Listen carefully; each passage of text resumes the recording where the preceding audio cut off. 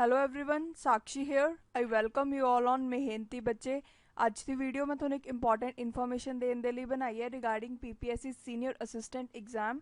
ਸੋ ਇਹ ਵਾਲੀ ਪੋਸਟ ਦੇ ਲਈ ਐਗਜ਼ਾਮ ਕੰਡਕਟ ਹੋ ਚੁੱਕਾ ਹੈ ਤੇ ਉਸ ਤੋਂ ਬਾਅਦ ਉਹਦਾ ਰਿਜ਼ਲਟ ਵੀ ਆ ਗਿਆ ਸੀ ਤੇ ਉਹ ਕੈਂਡੀਡੇਟਸ ਦੀ ਲਿਸਟ ਵੀ ਆਈ ਸੀ ਜਿਹੜੇ ਕਿ ਐਲੀਜੀਬਲ ਨੇ ਫॉर ਟਾਈਪਿੰਗ ਟੈਸਟ।